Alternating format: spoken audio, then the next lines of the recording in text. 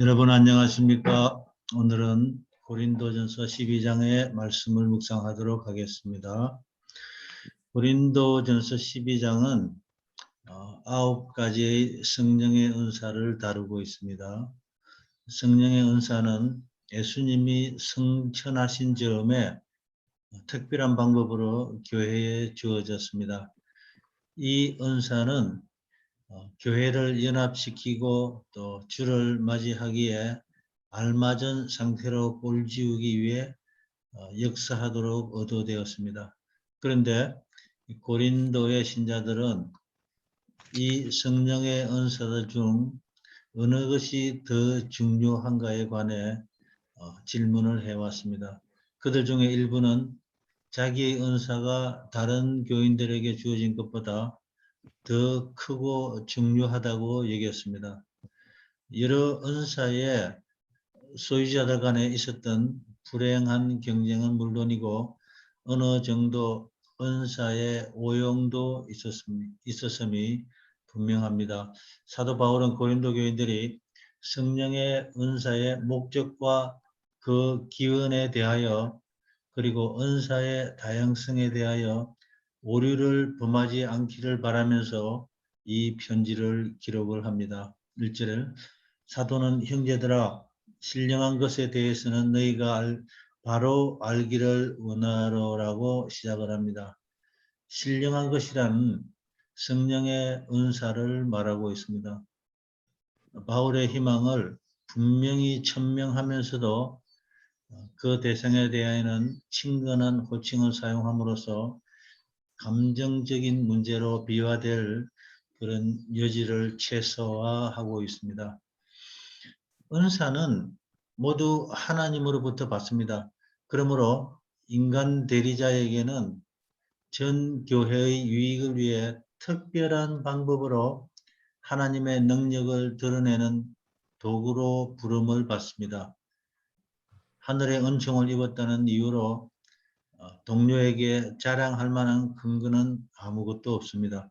은사는 하나님의 교회를 온전하게 하려는 그분의 목적을 이루기 위해 교회 내의 개개인에게 임하는 신령한 능력의 부여를 의미합니다. 바울은 이렇게 주어진 기회를 포착하여 그리스도의 신비한 몸, 곧 그분의 교회에서 성령의 사업이라는 주제에 관해 그들에게 교훈을 주었습니다. 바울은 성령의 은사의 진정한 특성과 교회에서 이 은사를 올바로 활용하는 것에 관해 고린도 교인들이 바로 알기를 원했습니다. 이 주제를 설명해야 할 필요성은 고린도 교인들이 불과 얼마 전에 이교에서 벗어났다는 사실로 인해서 생겼을 것을 짐작할 수 있습니다. 그런 상태에 있었던 그들은 참 하나님의 계시와 성령의 감화에 대한 지식이 전혀 없이 지냈습니다. 그들이 구주를 영접하자 예전에 역량을 행사하던 그런 세력들은 사라졌고 하나님의 능력은 성령의 은사를 통해 그들 안에 특별하게 나타나게 되었습니다. 성령에 의해 움직이는 자는 그리스도가 저주를 받았다거나 멸망을 받아 마땅하다고 말하지 않을 것입니다. 성령의 감동을 받은 사람이 예수에 대해 경멸한 태도로 말하고 더군다나 그분을 저주받고 멸망에 처해진 분으로 그렇게 여긴다는 것은 상상조차 하지 못할 일인 것입니다. 하나님의 영은 어떤 환경에서나 늘 그리스도에게 영광을 돌리고 자신의 감화를 받은 자가 누구든지 그리스도의 이름을 사랑하고 존경하도록 고무시킬 것입니다. 하나님의 영의 감동을 받지 못한 자는 아무도 예수를 하나님의 거룩한 아들로 이렇게 인정하지 않을 것입니다. 하지만 진실한 마음으로 예수를 주로 고백하는 일은 성령의 인도를 받는 자의 입술에서만 나오게 됩니다. 예수의 이름과 사업을 진정으로 높이는 자는 성령의 감화를 받고 그런 상태에 있음을 입증합니다. 성령의 인도를 받아 구주의 신성을 깨닫지 않으면 아무도 그리스도에게 진정한 관심을 갖지 못하고 또 그분의 일행과 사업을 사랑하지도 못할 것입니다. 다음은 은사와 직무와 역사에 대해 알아보도록 하겠습니다. 4절입니다. 은사는 여러 가지나 성령은 같고. 은사는 성령이 값없이 주시는 은혜의 선물입니다. 은사의 다양한 역사 방식은 모두 성령이 주시고 통제하십니다. 이 다양한 재능을 언급하면서 바울이 강조하는 요지는 은사들이 모두 동일한 성령을 통해 생겨나고 또 모든 은사에는 동일한 근원과 목적이 들어있기 때문에 어떤 것도 멸시하거나 또 소홀히 보아서는 안 됨을 고린도 교인들에게 밝히는 것입니다. 아무도 특정한 성령의 은사를 받았다는 이유로 동일한 은총을 입지 못한 다른 신자들을 경멸해서도 안 될 것입니다.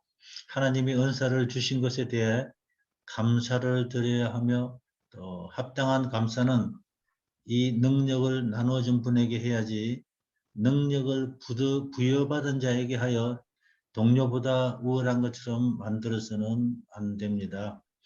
직임은 여러 가지나 주는 같으며 직임은 사랑을 밑바탕으로 한 직무나 섬김을 말하며 주는 그리스도를 가리킵니다. 교회에는 여러 종류의 봉사가 있지만 모두 한 주님이 주장하십니다. 교회 안에 존재하는 다양한 형태의 모든 직무가 그리스도에게서 말미암았다는 사실을 확고하게 하기 위한 확고하게 하기 위함인 것 같습니다. 모든 직임은 그리스도를 위해서 주어졌으며 그 직임에 따라 각자에게 부여된 영역 속에서 봉사하는 것은 곧 주를 섬기는 것입니다. 그러므로 교회를 위해 일을 할 때에 예수님을 위한 봉사라는 것을 기억하고 행하여야 하겠습니다. 왜냐하면 교회의 머리는 그리스도이시기 때문입니다. 그러므로 직임의 열등성 또는 우월성을 따지고 그에 치중하는 것은 그리스도의 머리 되심을 잊은 행동이라 하겠습니다. 오늘날 교회에서 직원들을 선출하고 또 성령께서 직책을 주었다고 합니다만 사도는 직임은 예수 그리스도가 주신 것이라고 말하고 있습니다.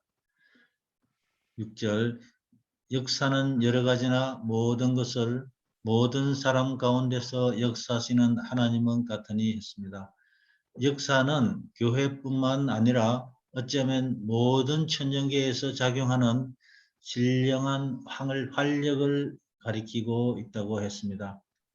4절 5절에서 성령과 성자를 소개한 후에 바울은 하나님의 교회 사업을 효과적으로 이루기 위해 주시는 다양한 재능과 또 영적 능력 활동의 창시자시요 유지자인 성부 하나님을 여기에 언급함으로써 하나님의 새 위격에 관한 논의를 마무리합니다.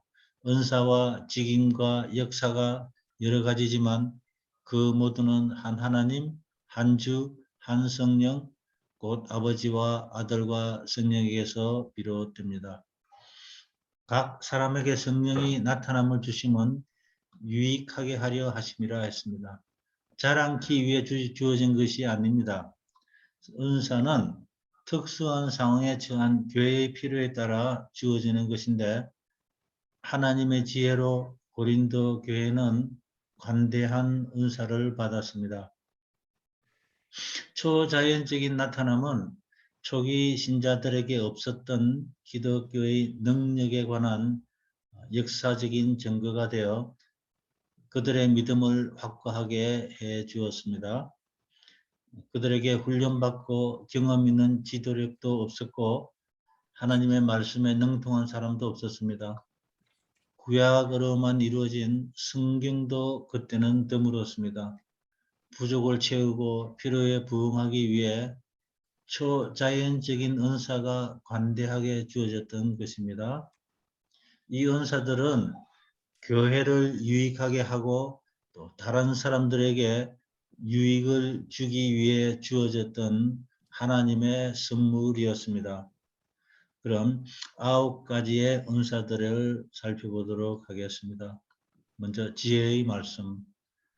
지혜는 성령께서 주시는 은사로서 그리스도의 비밀을 깨닫고 또 십자가의 도를 알게 하는 하나님의 선물이라 했습니다. 따라서 이것은 성령님으로 깨우치는 영적 지혜이며 그리스도의 복음을 아는 신령한 지혜입니다. 또한 그리스도의 말씀이라고 한 것은 이 지혜가 교회에서 적용되어야 하는 것을 말하고 있습니다. 성령께서 어떤 사람에게 신령한 지혜를 주실 때에는 그것을 혼자 소유하라고 주신 것이 아니라 사람들에게 복음을 전하고 가르치는 데 사용하라고 주신 것입니다. 하나님이 주신 은사는 모든 사람들을 유익하게 하기 위함을 기억해야 합니다. 주석에서 설명하는 잠언의 지혜는 이상적인 도덕성이나 종교적 품성에서 드러나는 실용적인 현명함이라고 했습니다. 지혜의 여러 측면은 하나님의 표준에 다 다른 사람들의 특징을 보여준다. 솔로몬이 말한 지혜는 실생활 모든 면에 적용되는 점에서 포괄적이라 할 수 있다. 그것은 경건한 일상적인 의무들과 구별하지 않는다. 진정한 지혜를 가진 자의 경험에 비춰볼 때 모든 생각과 행동은 하나님이 요구하는 것과 관련된다고 설명하고 있습니다.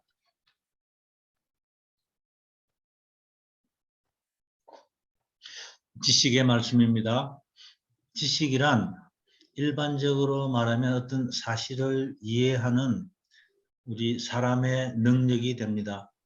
복음과 관련해 보면 신령한 진리를 이해하고 그것을 다른 사람에게 제시하기 위해 질서정연하게 정리하는 능력이라 했습니다.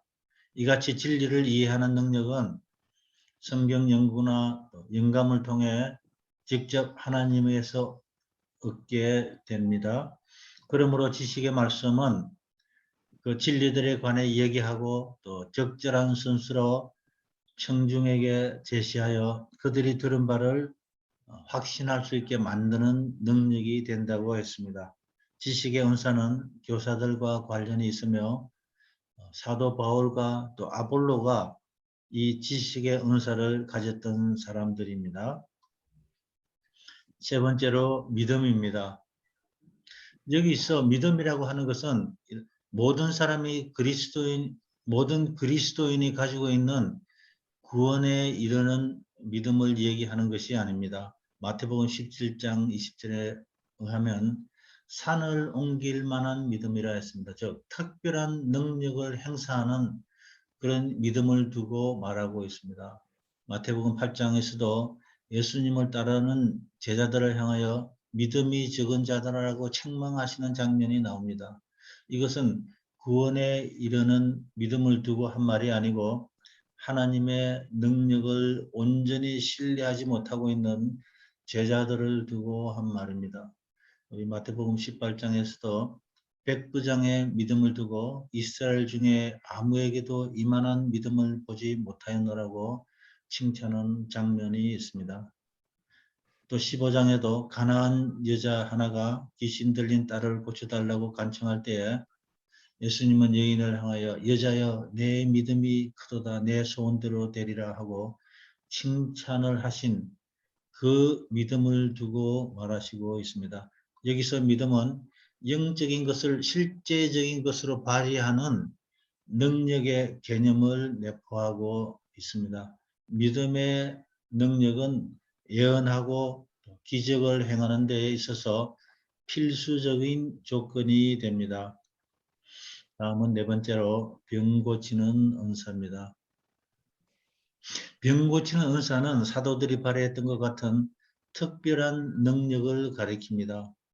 우리가 잘 아는 마가복음 16장에 병든 사람에게 손을 얹은 적 나으리라, 또 사도행전 3장에서 베드로가 미문의 안전병기를 향하여 은과 금은 내게 없거니와 내게 있는 것으로 내게 주노니 곧 나사렛 예수의 이름으로 걸으라 하고 오른손을 잡아 일으키니 발과 발목이 곧 힘을 얻고 뛰어 서서 걸으며 그들과 함께 성전으로 들어가면서 걷기도 하고 뛰기도 하며 하나님을 찬미하니 했습니다.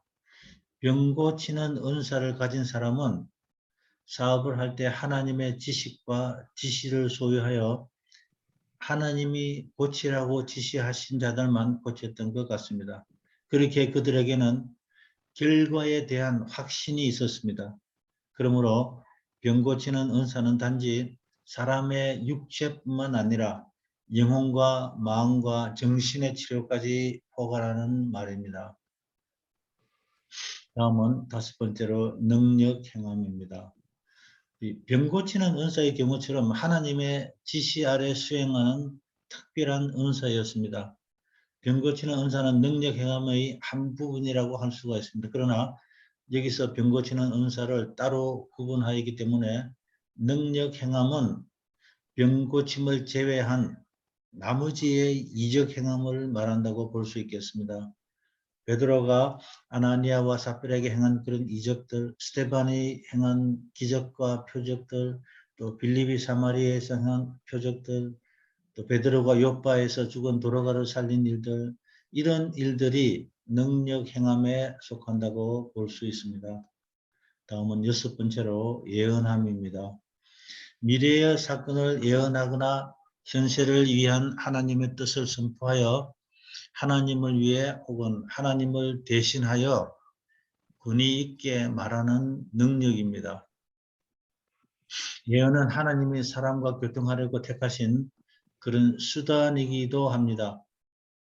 모든 성경은 이 은사를 통해 사람들에게 주어졌습니다. 베드로후서 1장 먼저 알 것은 경의 모든 예언은 사사라의 풀것이 아니니 예언은 언제든지 사람의 뜻으로 낸 것이 아니요 오직 성령의 감동하심을 입은 사람들이 하나님께 받아 말한 것임이니라. 또 베드로후서 3장 16절에 모든 성경은 하나님의 감동으로 된 것으로 교훈과 책망과 바르게 함과 의로 교육하기에 유익하니 했습니다. 성경은 예수를 증거하기에 예언의 은사를 예수의 증거라고 부르는 것은 적절합니다. 이상과 꿈, 하나님의 생각에 특별하게 조명하는 것은 이 예언의 은사가 역사하는 통로가 되겠습니다. 하나님은 이 중요한 성령의 은사가 종말까지 그분의 교회와 함께 하도록 그렇게 계획을 하셨습니다. 실상 그것은 마지막 때 하나님의 참 교회의 신원을 확인하는 표가 되어야 하기도 합니다. 그 다음은 7번째로 영들 분별함입니다. 영들 분별함은 하나님의 영광과 또 위조된 영감을 분별하는 능력이 되겠습니다. 그리스도는 특별히 마지막 때에 거짓 선지자들이 일어날 것이기에 모든 사람은 그런 거짓 교사들을 알아보고 물리치기 위해 경계해야 한다고 교회에 경고하셨습니다. 초기 사도들에게는 설교자와 그리스도인이라고 공언하는 자들 중 참 신자와 거짓 신자를 분별할 수 있는 능력이 있었습니다. 초기 교회에 이 은사가 필요했던 이유는 그 당시에 이 은사를 가졌다고 가장하는 자들이 분명 많았기 때문입니다. 사도 베드로는 아나니아와 삽비라의 마음에 거짓말하는 영이 들어있는 것을 알았고 또 마술사 시몬의 마음이 악독하고 불의한 영에 얽매여 있는 것을 간파하였습니다. 이러한 은사를 활용한다면 하나님께로부터 왔다고 주장하는 어떤 행위가 진짜로 하나님으로부터 온 것인지 아니면 혹은 인간적인 것인지 그렇지 않으면 사단으로부터 나온 것인지를 확실히 식별할 수가 있습니다. 사단은 늘 진실을 위조할 태세를 갖추고 있으며 초자연적인 이적으로 기만자의 거짓 주장을 종종 지원합니다. 그 다음에 8번째, 9번째 방언 말함과 방언 폭력함은 다음 시간에 별도로 1시간 다루도록 하겠습니다. 성경이 말하는 방언이 어떤 것인지 차근차근 묵상해 보도록 하겠습니다. 11절입니다. 교회에 주어진 권세 있는 각종 재능은 모두 신자의 안에서 그리고 신자를 통해서 역사하는 성령이 나누어 주십니다. 하나님이 성령의 역사를 관장하시기 때문에 그것들은 모두 그분의 지상 사업을 마치기 위한 전체 계획과 안전하게 조화되어야 한다고 결론 지어도 무방하겠습니다. 성령은 각 개인의 경험 가운데 드러난 수용력과 필요에 대한 지식에 따라 자신의 은사를 나누어 주십니다. 그것은 임의로 하는 것이 아니라 최상의 지식과 이해에 근거한 분배라 했습니다. 그리스도가 재림하실 때 점과 흠이 없이 하나님을 만날 수 있도록 교회를 준비시킨다는 위대한 목표말로 은사를 나눠주는 주된 이유가 된다고 했습니다. 성령이 매우 필요하다고 생각하는 대로 각 사람에게 은사를 나누어 주신다는 이 진술은 신자들을 고무시키는 원천이 됩니다. 진술을 통해 그들은 경건한 생애를 살기 위해서 그리고 어떠한 환경에 처하더라도 능력 있게 증거하기 위해서 필요한 재능과 능력을 정확하게 받을 것임을 보장받습니다. 성령의 인격성이 여기에서 나타나 있는데 이 교인들과 교회의 유익에 최선이라고 생각하는 대로 사람들에게 은사를 나누어주는 행위는 분명 인격과 관련되기 때문입니다. 성령의 최상권도 여기서 입증되고 또 이는 그분이 원하는 대로 은사를 나눠주시기 때문입니다.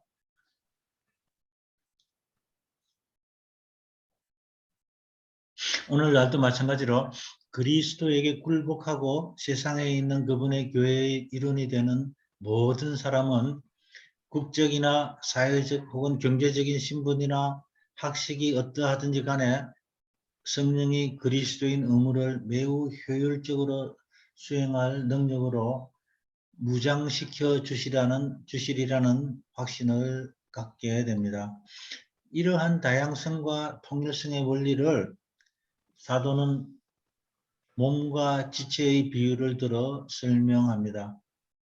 하나님의 몸에 많은 지체가 있고 지체는 각기 다른 기능을 가지고 유기적으로 움직이듯이 교회 안에도 각기 다른 은사들이 존재한다는 것입니다. 몸의 지체 중에 어느 하나를 덜 중요하다 할 수 없듯이 교회를 구성하고 있는 여러 사람들과 또 여러 은사들도 다 같이 중요하다는 것입니다. 모든 교인은 교회에서 여러 직분과 책임을 맡은 독립된 개체입니다. 주어진 가업을 위해 교인들은 개인의 필요에 따라 적절한 은사를 하나님에게서 받지만 그들은 모두 그리스도와 일치하고 그분 안에서 연합합니다. 몸은 한 지체뿐 아니요 여럿이니라는 상징적인 표현을 다시 사용하여 교회가 갖는 독특한 성격을 함축적으로 표현하고 있습니다. 바울은 인간의 몸을 비유로 영적인 몸인 교회를 설명하고 있습니다. 즉 교회는 하나의 몸으로 되어 있지만 많은 기능과 역할을 필요로 한다는 것입니다. 만약 한 몸이 다 같은 지체만 가지고 있으면 절대 역할을 할 수 없듯이 교회에서도 각기 다른 은사를 하나님으로 받아 유기적으로 활동을 합니다. 한 지체가 다른 지체보다 더 중요하다, 덜 중요하다 하지 못하듯이 은사도 어떤 것이 더 중요하다 하지 못한다는 것입니다. 교회는 서로를 위해 돌아보고 서로를 위해 염려하는 것이 하나님의 뜻입니다. 이것이 지체가 된 성도들이 취해야 할 태도인 것입니다. 27절 너희는 그리스도의 몸이요 지체의 각 부분이라고 강조한 다음 교회 내에서의 직책에 대해 설명을 합니다. 하나님이 교회 중에 몇을 세우셨더니 첫째는 사도요, 둘째는 선지자요, 셋째는 교사요, 그 다음은 능력이요, 그 다음은 병 고치는 은사와 서로 돕는 것과 다스리는 것과 방언하는 것이라 했습니다. 사도는 여기서 자신의 의도대로 몇몇 직임과 은사들을 구분하여 설명하고자 함을 보여주고 있습니다. 첫째는 사도요. 사도는 보내심을 받은 자라는 의미입니다. 누가복음 6장 12절 13절에 의하면 이때 예수께서 기도하러 산으로 가사 밤이 맞도록 하나님께 기도하시고 밝음에 그 제자들을 부르사 그 중에 12를 택하여 사도라 칭하셨으니 했습니다. 그리스도께서는 그를 따르고 또 그의 삶을 함께 나누고 그에 속한 제자들 중에서 특별한 방식으로 그를 대표하고 또 그와 보다 더 친밀하게 교제하고 그럼으로써 특별한 권한을 가지게 될 12명의 제자를 선발하셨습니다. 그 역할에 대해서는 마가복음 6장 7절에서 잠시 동안 갈릴리에서 제자들을 전도하기 위해 보내실 때에 말씀하십니다. 12제자를 부르사 둘씩 보내시며 더러운 귀신을 제어하는 권세를 주시고 했습니다. 사도들은 그들이 배치될 때에 예수님의 권세와 함께 그들의 사명을 수행하도록 준비되었습니다. 여기서 이미 우리는 그리스도 교회의 사도직의 본질적인 특성을 보게 됩니다.